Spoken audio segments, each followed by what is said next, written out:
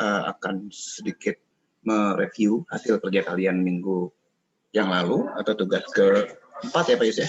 Keempat, begini, dari beberapa gambar yang sudah kami nilai, ternyata kalian secara hasilnya menurun ya.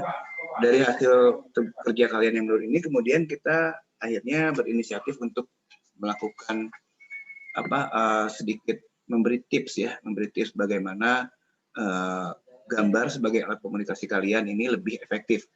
Ya, yang pertama yang ingin saya sampaikan bahwa kalian harus ingat kembali mata kuliah sebelum ini yang sudah kalian ambil di mana menggambar konstruktif kalian diajarkan menggambar perspektif, baik itu 1 titik hilang maupun 2 titik hilang. Ini yang menjadi patokan. Baik, saya akan langsung sedikit membuat sketsanya. Sederhana saja, pada saat kita membuat bidang ruang, ini tingginya dan kemudian ini lebarnya, maka tentukan titik hilangnya secara imajinatif. Kalian bisa tarik. Ya. Setelah ini didapatkan, ini saya tanda merah, maksudnya nanti kalau udah fix sudah oke, saya akan tiban warnanya dengan menggunakan spidol warna lain, baik itu hijau maupun biru ya, untuk lebih menebalkan memperjelas garisnya. Kemudian ceiling kalian harus jalan. Kalian bisa mengira-ngira kalau misalkan tinggi ceilingnya ini 3 meter, tingginya ini misalkan seperti ini, ada headboard,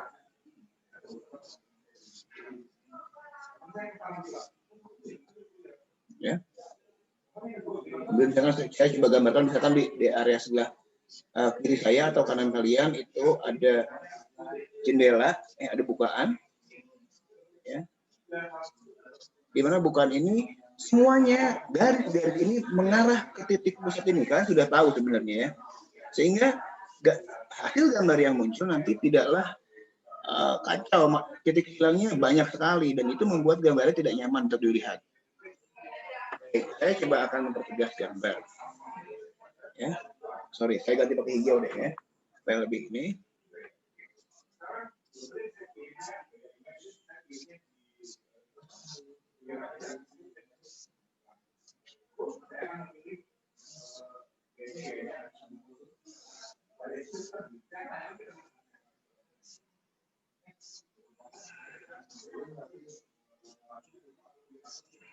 Dari hasil sketsa ini, kalau kita menggunakan metode yang benar, maka gambar itu akan komunikatif. Nah, terus apa hubungannya dengan sketsa proyek? Sketsa proyek adalah bagaimana kita berkomunikasi juga dengan orang lain melalui visual. Nah, supaya komunikasinya lancar, maka gambarnya juga harus baik. Bukan bagus ya, bagus itu relatif. Kan kalau baik itu kurang lebih dua arah akan sama hasilnya. Nah, karena kita buat sketsa, kalian tidak perlu menggambar detail secara keseluruhan. Cukup misalkan beberapa item saja, misalkan kalian boleh perjelas.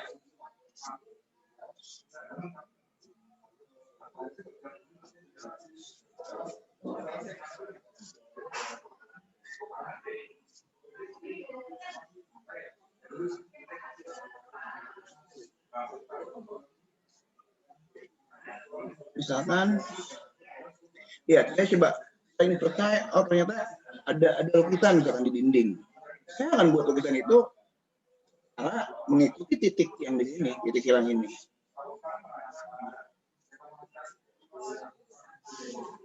Jadi, even kamu menggambarkan ini dengan sedikit cepat, maka gambarnya tetap tidak akan lari. Nah, setelah didapat, baru saya mempersilahkan kalian berekspresi dengan alat warna yang memang cocok untuk kalian.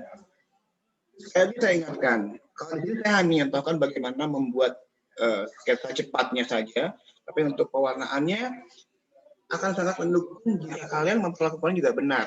Kalian tidak perlu memblok sampai sini, sampai garis ini nih, kalian warnain semua, tidak perlu. Ya, cukup kamu membuat bagaimana ini kemudian menjadi bias, ya, ini semakin buram. Demikian juga bidang sebelahnya.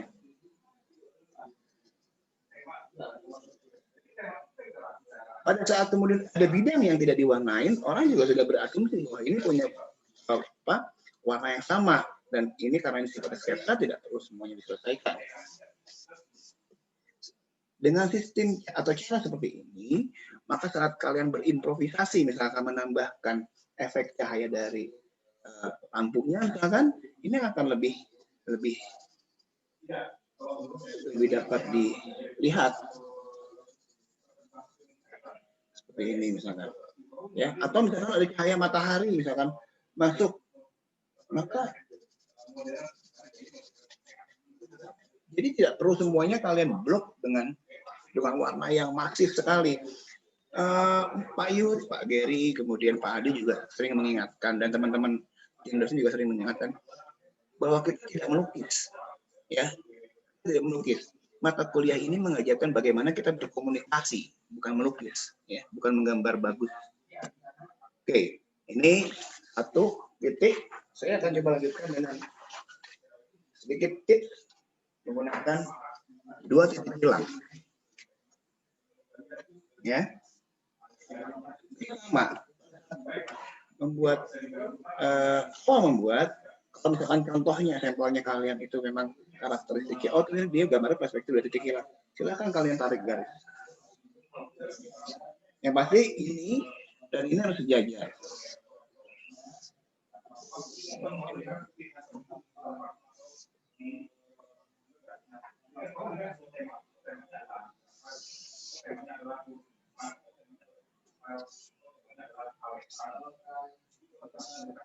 Ya, kalian bisa lihat hanya ada beberapa puluh detik, maka saya sudah bisa menggambarkan bahwa ini adalah sudut ruang di mana kita akan eksplorasi material atau interior di dalamnya dengan metode 2 titik hilang. Tidak perlu gambar itu besar dan bukan besar, detail semuanya, enggak. Mana poin yang akan kita ambil, tapi semuanya harus berangkat dari titik ini. Kalau misalkan ini ada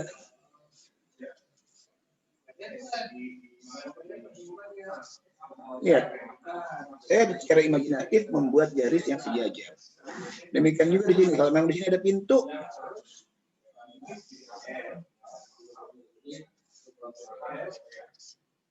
oke, baru kita pertegas.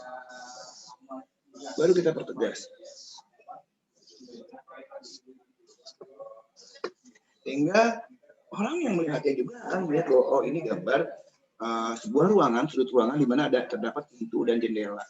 Tapi gambar itu informatif, sudut pandangnya enak, karena saya ingin sampaikan bahwa ya, manusia itu matanya itu sejajar, nggak begini. Kalau mata sejajar begini salah. Ini adalah bagaimana kita berkomunikasi dengan baik. Saya misalkan sini ada sofa, saya tarik. Ada ampere, ya.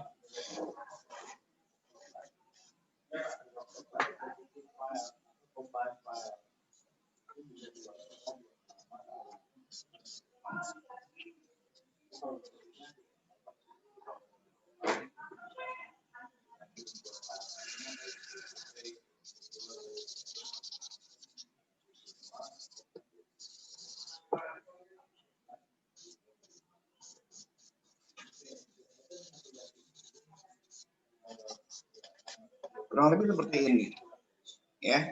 Semuanya arahnya ke 2 titik yang menjadi pegangan dalam metode menggambar perspektif 2 titik hilang. Nggak lari. Kalau kami perhatikan hasil gambar kalian itu titiknya jauh banget gitu, ya. Kiri dan kanannya nggak seimbang. Kalau misalkan ada alasan, ya Pak kan waktunya pendek, waktunya nggak singkat banget, terus gambarnya banyak yang harus dibuat, itu sebenarnya tidak, ya jangan jadi alasan. Karena apa?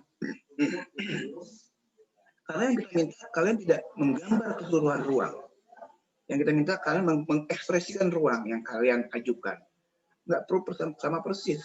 Dan ini bukan gambar konstruktif di mana kalian dituntut untuk melakukan atau memahami MPGK, di mana ada poin K, kerapihan atau kebersihan itu menjadi utama. Kalau di sini enggak.